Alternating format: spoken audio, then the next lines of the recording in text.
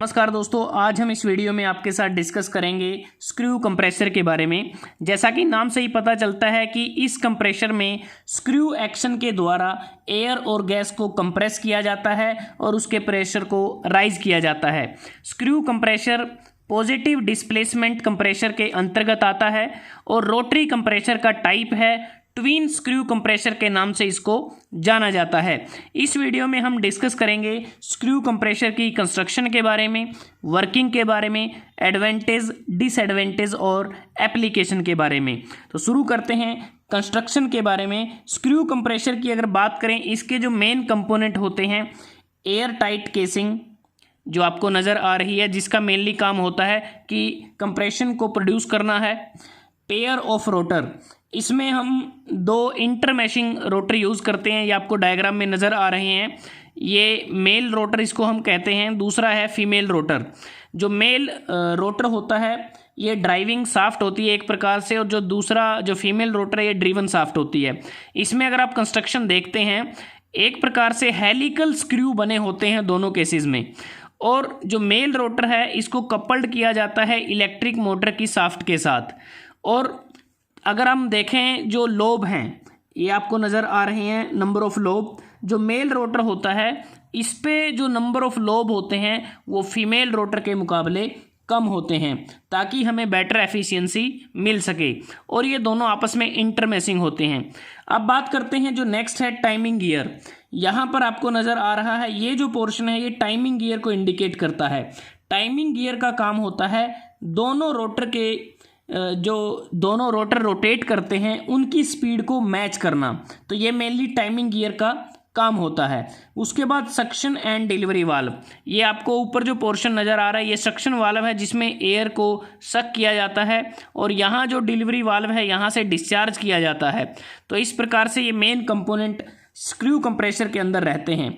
उसके बाद अगर हम बात करें जो स्क्रू कंप्रेसर होता है, मेनली दो टाइप अगर देखें इसके, ड्राई रनिंग स्क्रू कंप्रेसर, इसमें टाइमिंग गियर के द्वारा यह सुनिश्चित किया जाता है कि जो मेल रोटर और फीमेल रोटर दोनों में प्रिसाइज अलाइनमेंट हो बिना किसी कॉन्टैक्ट के, अदरवाइज इस केस में रैपिड वियर होने की संभावना बढ़ जाती है। दूसरा है oil flooded rotary screw compressor, या इसको कहते हैं oil injected rotary screw compressor.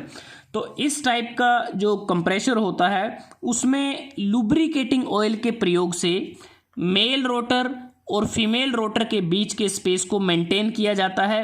दोनों में एक प्रकार से अगर हम बात करें हाइड्रोलिक सील को प्रोवाइड किया जाता है, और दोनों रोटर के बीच जो मैकेनिकल एनर्जी है उसको ट्रांसफ़र किया जाता है, जिससे एक रोटर दूसरे रोटर को ड्राइव करता है।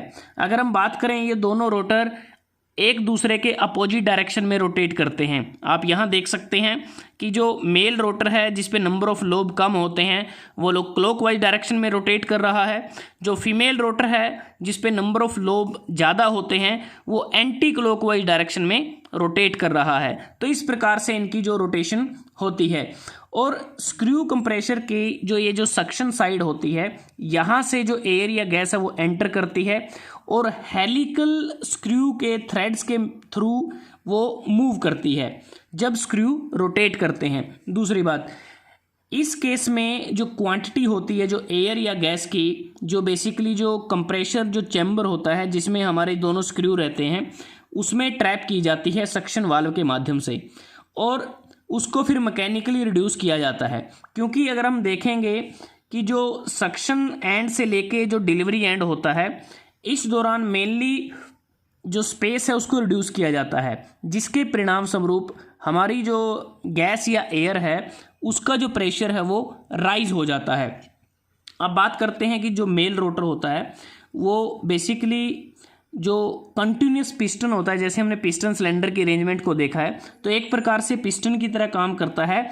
और जो फीमेल रोटर होता है उसका जो फ्लूट होते हैं उन फ्लूट्स को ये रोलिंग डाउन करता है, और एक प्रकार से रोलिंग डाउन करते समय जो एयर है वो ट्रैप हो जाती है, और जो स्पेस है वो बेसिकली देखें वो रिडक्शन उसकी होती रहती है डिलीवरी एंड तक। तो ये कंस्ट्रक्शन होती है इस प्रकार से। अब बात करते हैं कि इसकी जो वर्किंग है वो किस प्रकार से होती है। स्क्रू कंप्रेशर की जो वर्किंग है उसमें सबसे पहले सक्शन वाल्व को ओपन किया जाता है ताकि सक्शन वाल्व के माध्यम से जो एयर है वो अंदर आ सके स्क्रू कंप्रेशर में। उसके बाद इलेक्ट्रिक मोटर को ऑन किया जाता है। इलेक्ट्रिक मोटर की जो शाफ्ट है रोटेट करने लगती है, उसके साथ जो मेल रोटर है उसकी शाफ्ट जुड़ी होती है तो वो भी रोटेट करना शुरू कर देती है। और मेल रोटर टाइमिंग गियर के थ्रू जो फीमेल रोटर होता है उसको रोटेट करता है। और जब दोनों आपस में रोटेट करने लगते हैं तो दोनों रोटर के बीच में जो गैप होता है उसमें जो एयर है वो एंटर करती है। और जब एयर एंटर करती है उस दौरान दोनों जो रोटर होते हैं वो अपोजिट डायरेक्शन में रोटेट करते हैं।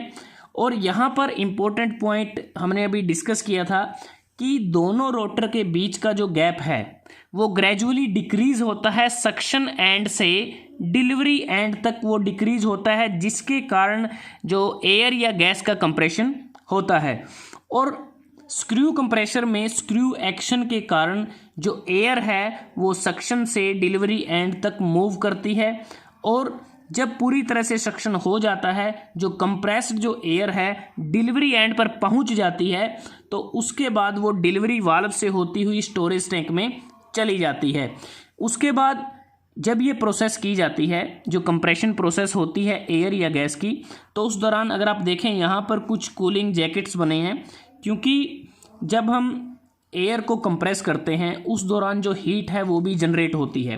क्योंकि यहाँ हम समझ सकते हैं जब एयर को कंप्रेस किया जाता है हीट जनरेट होती है। अगर कंप्रेशन चैम्बर में सभी जो कंप्लीट जो हीट है अगर वो रिटेन रहती है तो उसे हम कहते हैं एडियाबैटिक कंप्रेशन। लेकिन कंप्रेशन प्रोसेस के दौरान हीट ऐड की जाए या फिर हीट ली जाए उसे आइसोथर्मल कंप्रेशन कहते हैं। Oil injected rotary screw compressor के केस में करीब करीब आइसोथर्मल कंप्रेशन होता है, क्योंकि कंप्रेशन प्रोसेस के द्वारा हीट जनरेट की जाती है और इस हीट को ऑयल के द्वारा डिसिपेट किया जाता है। तो हम बात करते हैं कि जो कोल्ड वाटर हम यूज़ करते हैं, कोल्ड वाटर का मेनली काम क्या होता है कि जो एयर टाइट केसिंग होती है उसके जो अराउंड है वो सर्कुलेट करता है। और जो कोल्ड वाटर होता है वो हॉट कंप्रेस्ड एयर से हीट को एक्सचेंज करता है। ऐसा इसलिए करते हैं कि किसी भी कंप्रेशन प्रोसेस की एफिशिएंसी तभी हाईएस्ट होगी जब उसे आइसोथर्मली किया जाए, ना कि एडियाबैटिकली। इसलिए ड्यूरिंग कंप्रेशन प्रोसेस एयर या गैस के टेम्परेचर को मेंटेन करने के लिए वाटर के साथ कॉन्टिन्यूसली कंप्रेस्ड एयर की हीट को एक्सचेंज किया जाता है। तो इस प्रकार से स्क्रू कंप्रेसर कार्य करता है। अब बात करते हैं कि जो स्क्रू कंप्रेसर है उसकी कैपेसिटी को कैसे इंडिकेट किया जाता है। एचपी में इंडिकेट कर सकते हैं, हॉर्स पावर में, SCFM मतलब कि स्टैंडर्ड क्यूबिक फीट पर मिनट में इसको इंडिकेट किया जा सकता है। PSI में भी इसको रेट किया जा सकता है, पाउंड्स पर स्क्वायर इंच। और कुछ कंप्रेशन है उसको ACFM में रेट किया जाता है, मतलब कि एक्चुअल क्यूबिक फीट पर मिनट। और जो मॉडर्न स्क्रू कंप्रेशर हैं अगर हम बात करें, मॉडर्न स्क्रू कंप्रेशर में एसिमेट्रिकल रोटर होते हैं। एसिमेट्रिकल मतलब कि दोनों रोटर की जो प्रोफाइल है वो अलग अलग होती है। अगर मेल रोटर है उसमें कन्वेक्स शेप के लोब बने होते हैं, फीमेल रोटर में कनकेव लोब बने होते हैं और ये दोनों आपस में मैचिंग करते हैं। और मेल रोटर पर कम लोब बने होते हैं फीमेल रोटर के मुकाबले। और यही कारण है कि जो मेल रोटर होता है वह फीमेल रोटर के कंपैरिजन में तेज़ी से रोटेट करता है, फास्टली वो रोटेट करता है। अब बात करते हैं स्क्रू कंप्रेशर की इफेक्टिवनेस की। जो स्क्रू कंप्रेशर की जो इफेक्टिवनेस है वो मेनली डिपेंड करती है जो हेलिकल रोटर के बीच के प्रिसाइजली फिटिंग क्लियरेंस पे वो डिपेंड करता है। लेकिन फिर भी कुछ लीकेज अगर इसमें हो जाती है उसको हम नेग्लिजिबल कर सकते हैं। और जो हाई रोटेशनल स्पीड इसमें हम प्रयोग करते हैं वो बेसिकली लीकेज फ्लो रेट और इफेक्टिव फ्लो रेट की रेशो को मिनिमाइज करने के लिए इसमें इस्तेमाल की जाती है। अब बात करते हैं स्क्रू कंप्रेशर की एडवांटेज, डिसएडवांटेज और एप्लीकेशन के बारे में। एडवांटेज, इसको इजीली इंस्टॉल किया जा सकता है, सिंपल डिज़ाइन है, मूविंग पार्ट बहुत कम होते हैं, लो और मीडियम मेंटेनेंस कॉस्ट है, लो से मीडियम इसकी इनिशियल कॉस्ट भी है।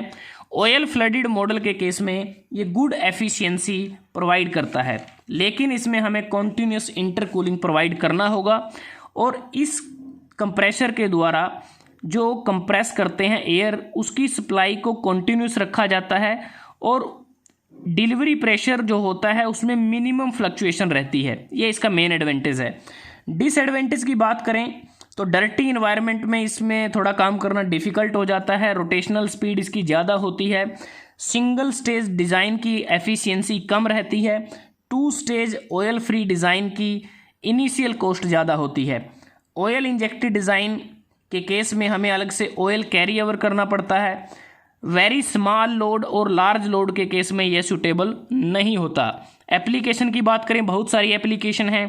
टेक्सटाइल क्लोथिंग इंडस्ट्री में इसका यूज किया जाता है, मेटलर्जी और माइनिंग इंडस्ट्री में यूज कर सकते हैं, पेपर मेकिंग प्रिंटिंग इंडस्ट्री में इसका यूज करते हैं, मेडिसिन और हेल्थ इंडस्ट्री में इसका प्रयोग किया जाता है, ट्रांसपोर्टेशन इंडस्ट्री में, petrochemical industry, construction and building industry, mechanical and electrical machinery इत्यादि बहुत सारी एप्लीकेशन हैं जहां स्क्रू कंप्रेसर का इस्तेमाल किया जाता है। एक प्रकार से इसको हम लो प्रेशर एप्लीकेशन में इसका इस्तेमाल करते हैं। तो दोस्तों आज हमने इस वीडियो में आपके साथ डिस्कस किया पॉजिटिव डिस्प्लेसमेंट कंप्रेसर के अंतर्गत आने वाले स्क्रू कंप्रेसर के बारे में, जो रोटरी कंप्रेसर का टाइप है और जिसे हम ट्विन स्क्रू कंप्रेसर के नाम से भी जानते हैं। अगर आपको ये वीडियो अच्छा लगा आप इसको लाइक कर सकते हैं, शेयर कर सकते हैं अपने दोस्तों के साथ, स्टूडेंट्स के साथ, और चैनल को सब्सक्राइब करना ना भूलें। जल्दी हाजिर होते हैं एक नए वीडियो के साथ, तब तक के लिए धन्यवाद। आपका दिन शुभ रहे।